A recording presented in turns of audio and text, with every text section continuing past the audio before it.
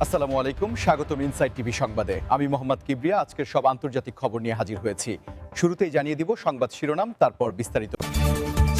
ইরানের ইউরেনিয়াম মজুদ নিয়ে ইসরায়েলের কঠোর শর্ত।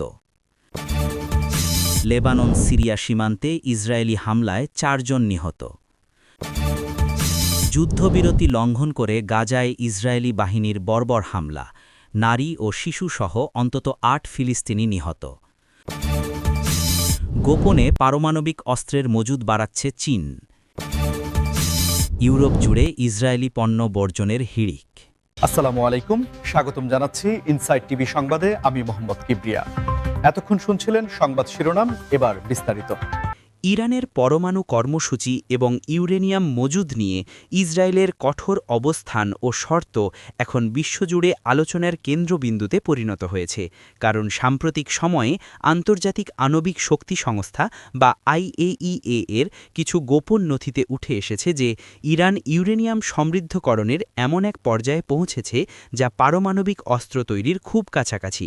আর ঠিক এই বিষয়টিকেই ইসরায়েল তাদের জাতীয় নিরাপত্তার জন্য সবথেকে বড় হুমকি হিসেবে দেখছে, এবং তারা স্পষ্ট করে জানিয়ে দিয়েছে যে কূটনৈতিক আলোচনার পথ খোলা থাকলেও ইরানের এই অগ্রগতি যদি একটি নির্দিষ্ট সীমা বা রেড লাইন অতিক্রম করে, তবে তারা সামরিক পদক্ষেপ নিতে বিন্দুমাত্র দ্বিধা করবে না।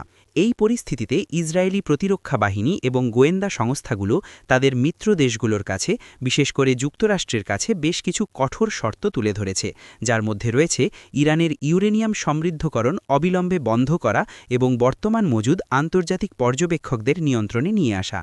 কারণ তেল আবিব মনে করে যে ইরান যদি একবার পারমাণবিক শক্তিধর রাষ্ট্র হিসেবে আত্মপ্রকাশ করে, তবে মধ্যপ্রাচ্যের ক্ষমতার ভারসাম্য সম্পূর্ণ বদলে যাবে, এবং এটি শুধুমাত্র ইসরায়েলের জন্য নয়, বরং পুরো পশ্চিমা বিশ্বের জন্যই এক বড় চ্যালেঞ্জ হয়ে দাঁড়াবে।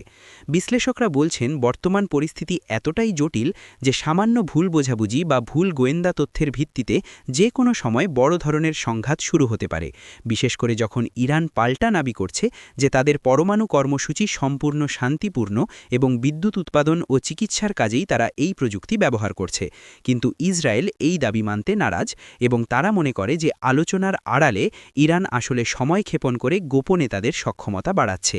এমতাবস্থায় ইসরায়েলের এই কঠোর শর্তগুলো কূটনৈতিক মহলে নতুন করে ঝড় তুলেছে, এবং ইউরোপীয় ইউনিয়ন সহ অন্যান্য পরাশক্তিগুলো চেষ্টা করছে দুই পক্ষকে শান্ত রাখতে।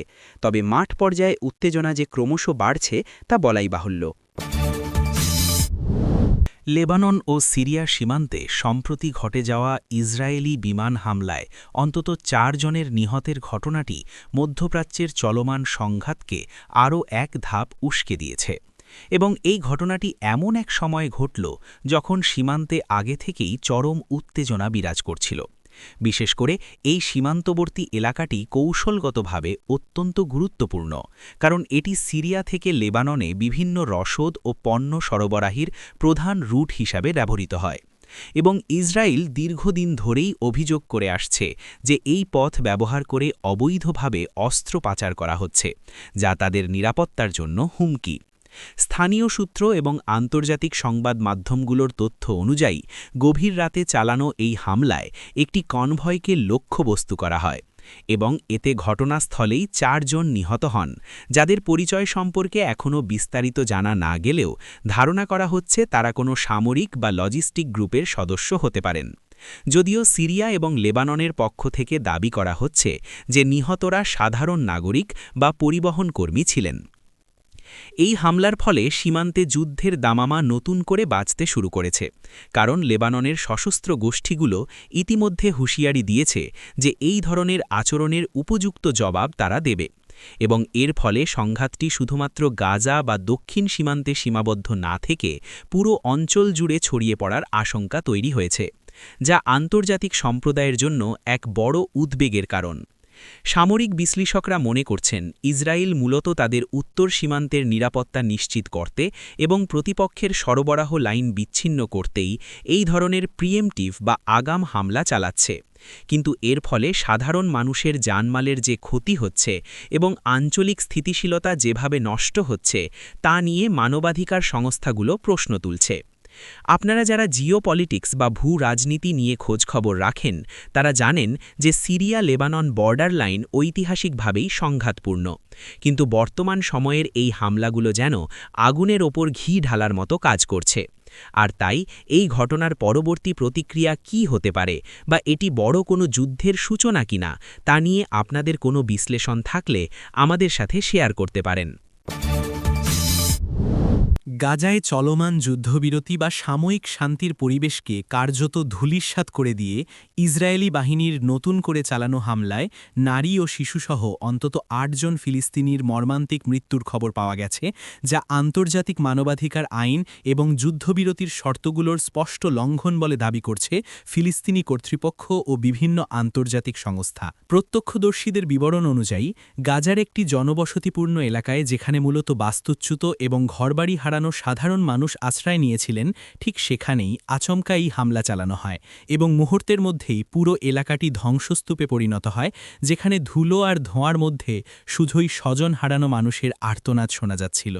এই ঘটনায় নিহতদের মধ্যে কোমলমতি শিশু এবং নারীদের উপস্থিতি বিশ্ব বিবেককে নাড়া দিয়েছে, কারণ যুদ্ধবিরতির সময় সাধারণ মানুষ কিছুটা স্বস্তির নিঃশ্বাস ফেলার আশা করেন এবং ত্রাণ সহায়তার উপর নির্ভর করে বেঁচে থাকার স্বপ্ন দেখেন। কিন্তু এই ধরনের অতর্কিত হামলা সেই আশার প্রদীপ নিভিয়ে দিচ্ছে এবং মানুষের মনে চরম আতঙ্ক তৈরি করছে। ইসরায়েলের পক্ষ থেকে বলা হচ্ছে যে তারা নির্দিষ্ট কিছু লক্ষ্যবস্তুতে আঘাত হেনেছে, যারা তাদের নিরাপত্তার জন্য হুমকি ছিল, কিন্তু আন্তর্জাতিক পর্যবেক্ষকরা বলছেন যে ঘনবসতিপূর্ণ এলাকায় এবং বিশেষ করে আশ্রয়কেন্দ্রের আশেপাশে এ ধরনের ভারী অস্ত্রের ব্যবহার কোনোভাবেই গ্রহণযোগ্য নয় এবং এটি সরাসরি জেনেভা কনভেনশনের পরিপন্থী। এই ঘটনার পর জাতিসংঘ এবং অন্যান্য ত্রাণ সংস্থাগুলো গভীর উদ্বেগ প্রকাশ করেছে এবং তারা সতর্ক করে দিয়েছে যে যদি এখনই এই সংঘাত বন্ধ না করা হয় এবং যুদ্ধবিরতি কার্যকরভাবে মেনে চলা না হয়, তবে গাজায় মানবিক বিপর্যয় এমন পর্যায়ে পৌঁছাবে যা সামাল দেওয়া অসম্ভব হয়ে পড়বে। বিশ্বরাজনীতির ক্ষমতার ভারসাম্য যখন দ্রুত পরিবর্তিত হচ্ছে, ঠিক তখনই পেন্টাগন এবং বিভিন্ন গোয়েন্দা সংস্থার রিপোর্টে উঠে এসেছে এক চাঞ্চল্যকর তথ্য যে চীন অতি গোপনে এবং অত্যন্ত দ্রুতগতিতে তাদের পারমাণবিক অস্ত্রের মজুদ বাড়িয়ে চলেছে, যা আগামী কয়েক বছরের মধ্যে যুক্তরাষ্ট্র ও রাশিয়ার সমকক্ষ হয়ে উঠতে পারে বলে ধারণা করা হচ্ছে। স্যাটেলাইট ইমেজ এবং সামরিক বিশ্লেষকদের তথ্যমতে চীনের উত্তর পশ্চিমাঞ্চলের মরুভূমি এলাকায় শত শত নতুন মিসাইল সাইলো বা ক্ষেপণাস্ত্র উৎক্ষেপণ কেন্দ্র নির্মাণ করা হচ্ছে, যা ইঙ্গিত দেয় যে বেইজিং তাদের দীর্ঘদিনের মিনিমাম ডিটারেন্স বা ন্যূনতম প্রতিরোধের নীতি থেকে সরে এসে এখন আরও আক্রমণাত্মক এবং শক্তিশালী পারমাণবিক নীতির দিকে ঝুঁকছে।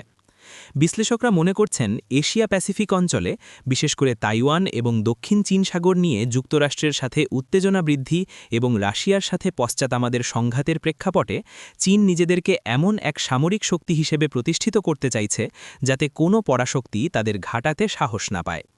চীনের এই পারমাণবিক উচ্চাকাঙ্ক্ষা বিশ্বব্যাপী অস্ত্র প্রতিযোগিতাকে নতুন করে উস্কে দিচ্ছে, কারণ এতদিন ধরে বিশ্বনেতারা পারমাণবিক নিরস্ত্রীকরণের কথা বলে আসলেও বাস্তবের চিত্র সম্পূর্ণ ভিন্ন এবং প্রতিটি বড় দেশই এখন তাদের সামরিক বাজেট ও পারমাণবিক সক্ষমতা বাড়ানোর প্রতিযোগিতায় লিপ্ত হয়েছে।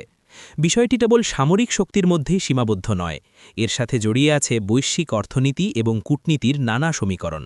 কারণ চীনের হাতে যদি বিপুল সংখ্যক পারমাণবিক অস্ত্র থাকে, তবে আন্তর্জাতিক যে কোনো সংকটে তাদের আলোচনার টেবিলে জোর খাটানোর ক্ষমতা অনেক বেড়ে যাবে।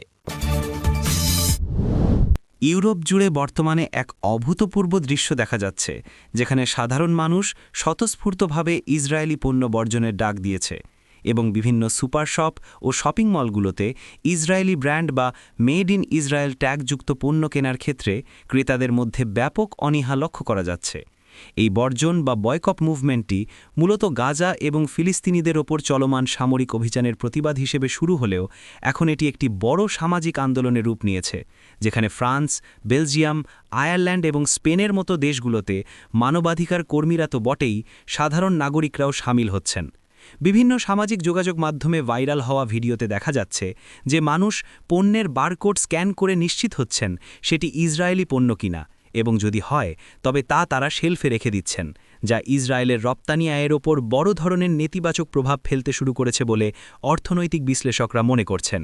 বিশেষ করে ইসরায়েল থেকে আসা ফলমূল, কসমেটিক্স এবং প্রযুক্তি পণ্যের বাজারে ধস নেমেছে এবং ইউরোপীয় ব্যবসায়ীরাও এখন বিকল্প উৎসের সন্ধান করছেন, কারণ তারা বুঝতে পারছেন যে ক্রেতাদের আবেগের বিরুদ্ধে গিয়ে ব্যবসা করা কঠিন। যদিও ইউরোপের অনেক দেশের সরকার ইসরায়েলের সাথে কূটনৈতিক সম্পর্ক বজায় রাখছে এবং সরকারিভাবে কোনো নিষেধাজ্ঞার কথা বলেনি, কিন্তু জনগণের এই নীরব প্রতিবাদ বা কনজিউমার অ্যাক্টিভিজম প্রমাণ করে যে সাধারণ মানুষ তাদের কেনাকাটার শক্তির মাধ্যমেও আন্তর্জাতিক রাজনীতিতে প্রভাব ফেলতে চায়। এই বয়কট শুধুমাত্র অর্থনৈতিক ক্ষতিই করছে না, বরং ইসরায়েলের বৈশ্বিক ইমেজের ওপরও একটি বড় ধাক্কা হিসেবে দেখা হচ্ছে। আর আপনারা যারা মনে করেন যে শান্তিপূর্ণ প্রতিবাদের এই ভাষা কতটা শক্তিশালী হতে পারে, তারা অবশ্যই ভিডিওটিতে একটি লাইক দেবেন এবং আমাদের জানাবেন যে আপনারা ব্যক্তিগতভাবে পণ্যের উৎস বা অরিজিন কান্ট্রি দেখে কেনাকাটা করেন কিনা।